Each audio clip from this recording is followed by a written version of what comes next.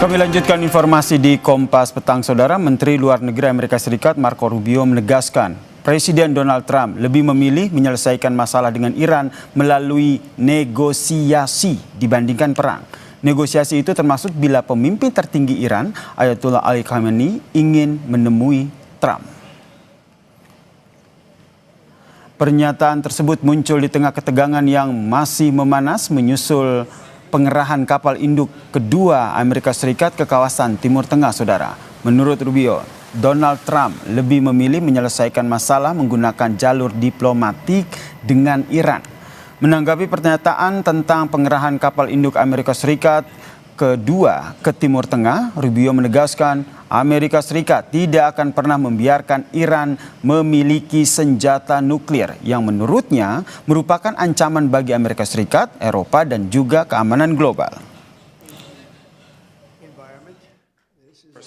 I'm not going to talk about attacks on Iran or anything of that nature because the president's made clear he prefers diplomacy and an outcome of negotiated settlement. Now, we're talking about negotiations. We are focused on negotiations. That's what we're focused on. The president's made that clear. If that changes, it'll be obvious to everyone, and obviously whatever the law requires us to do, we'll do.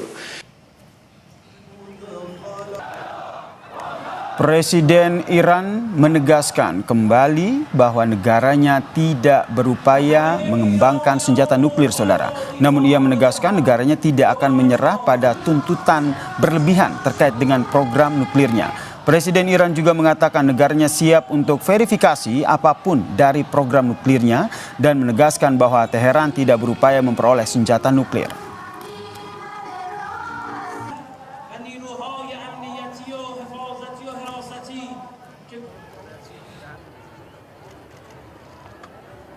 در همین جریاناتی که دشمن تلاش میکرد علیه ما توطئه کنه و یا تجاوزی راه بندازه، همین کشورهای اسلامی بودن یکی پشت سر هم دیگری با ما تماس میگرفتن و دغدغه هاشون رو میگفتن، موضعش خودشون رو اعلام میکردن.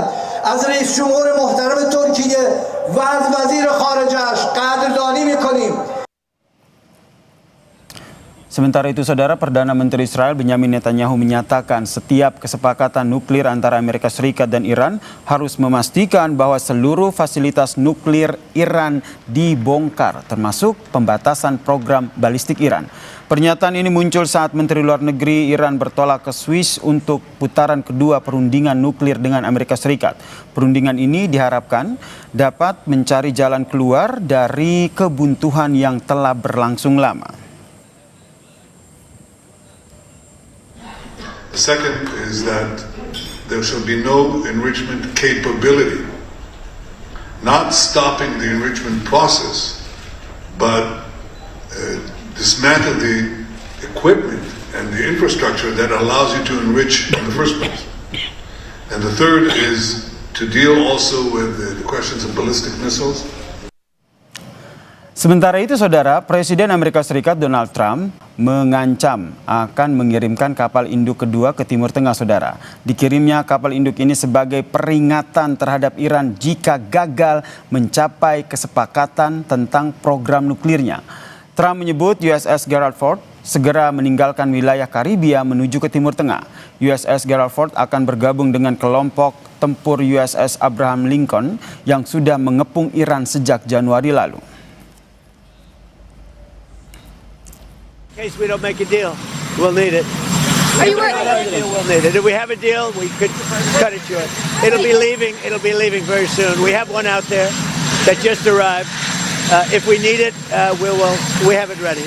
A very big force. How confident are you that our negotiations with Iran will be successful? I think they'll be successful, and if they're not, it's going to be a bad day for Iran. Very bad. Saudara, putaran kedua perundingan nuklir antara Amerika Serikat dan Iran dijadwalkan pada Selasa besok di Jenewa, Swiss, Saudara. Di sisi lain, Presiden Amerika Serikat Donald Trump mengancam akan mengerahkan kapal induk USS Gerald Ford ke Timur Tengah, sementara Iran tetap menolak setiap bentuk tekanan dari manapun. Pertanyaannya, apakah kondisi ini akan mengarah pada konflik kedua negara? Kami membahasnya bersama dengan dosen ilmu politik Universitas Udayana, Aifata Filomeno Boromeu, yang telah bergabung bersama kami di Kompas Petang. Selamat petang, Mas Fatah. Terima kasih, selamat petang Mas. Ini kan kalau kita lihat putaran pertama negosiasinya ini nampaknya ya bisa dikatakan menemui jalan buntu begitu kan. Nah, besok akan ada negosiasi putaran kedua di Jenewa, Swiss. Menurut Anda ini kesepakatannya akan ada nggak sih antara Amerika Serikat dan juga Iran terkait dengan nuklir ini? Baik, tentu ini adalah satu pertanyaan yang sangat fundamental ya untuk melihat dan juga membaca eskalasi hari ini terkait dengan situasi Iran. Kita mesti melihat format yang dikirimkan Amerika Serikat untuk nanti mengikuti diplomasi bersama Menteri Pertahanan dari Iran itu sendiri, yaitu adalah Jared Kushner dan juga Steve Witkoff yang notabene bukanlah diplomat murni. Harapannya agar nanti ada pendekatan secara transaksional ya yang dilakukan oleh kedua belah pihak. Dan sebenarnya inilah yang diharapkan oleh Trump terjadi begitu. Tetapi ini tidak diharapkan begitu sangat baik oleh Israel itu sendiri. Mereka menganggap bahwa penghapusan senjata nuklir atau pengayaan nuklir milik Iran ini adalah sesuatu yang sangat eksistensial. Saya mohon maaf tadi terkait dengan Menteri Luar Negeri ya yang kirim oleh Iran ke sana. Ya ini kalau di sisi lain kan kalau kita lihat kan Donald Trump sendiri sempat mengatakan bahwa lebih mengedepankan menggunakan diplomatik begitu. Meskipun ada sejumlah kapal perang yang sudah dikirim. Anda melihat ini diplomatik, negosiasi yang ingin disampaikan ala Donald Trump ini seperti apa dengan Iran? Baik, untuk memahami Donald Trump kita harus sedikit banyak melihat bagaimana Donald Trump berpikir ya. Dan kalau kita membaca buku dari The Art of Deal Donald Trump dan juga hari ini yang menerapkan satu doktrin dalam diplomasi madman teori ya. Jadi mereka memaksa secara maksimum untuk tunduk pada hegemoni yang dilakukan atau diplomasi yang dilakukan atau keinginan diharapkan oleh Amerika Serikat. Ya memang ini ibaratnya diplomasi tapi dengan senjata yang terkokang di atas kepala. Ini yang menyebabkan Iran juga sulit untuk mengatakan kesepakatan dengan Iran itu sendiri karena didesak oleh Israel dan juga didesak oleh koalisi-koalisi yang berharap agar harus ada strategic victory dan kemenangan secara penuh di wilayah Mediterranean. Dan ini adalah satu tanda-tanda yang mungkin sulit untuk terwujud, tetapi kita bisa melihat nanti apa yang terjadi ke depannya esok. Karena kalau kita lihat secara kacamata awam begitu kan, ini diplomasi tapi di bawah tekanan. Kita lihat ini Trump mengancam dengan mengirimkan kapal induk lagi. Begitu di sisi lain, Iran sendiri berulang kali menegaskan bahwa sebenarnya negaranya tidak memiliki program nuklir. Ini menurut Anda arahnya akan kemana? Ya, arah yang paling utama adalah bagaimana nanti ke depannya semoga eskalasi terkait dengan jalan buntu ini tidak muncul ya nanti dalam opsi-opsi yang ada dan tidak ada opsi militer yang digunakan. Tetapi Iran sendiri itu sudah mempersiapkan diri untuk melakukan pertahanan secara penuh dan mempersiapkan strategi perang regional apabila situasi cukup buruk.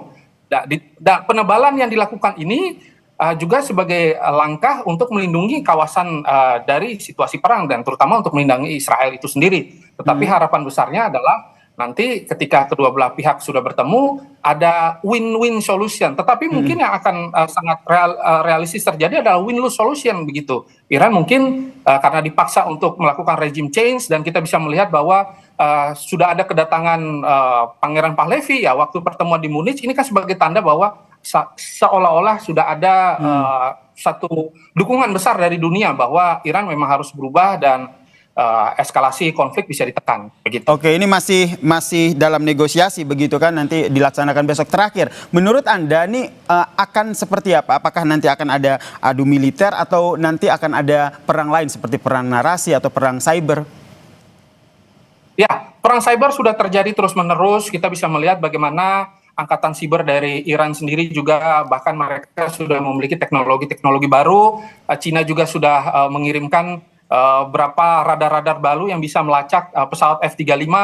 Terus juga kita bisa melihat bagaimana Amerika melakukan intercept untuk mencegah pembelian minyak yang dilakukan oleh Cina. Secara politik juga masih naik turun. Tetapi kita bisa melihat bahwa sebenarnya tujuan utama dari ini semua untuk show of force.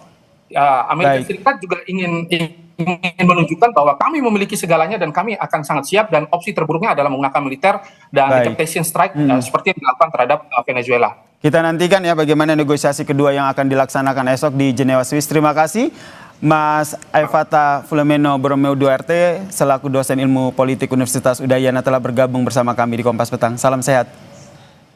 Salam sehat, terima kasih. Usai jeda saudara, Kompas Petang akan hadir dengan informasi Presiden Prabowo Subianto bertolak ke Amerika Serikat untuk bertemu dengan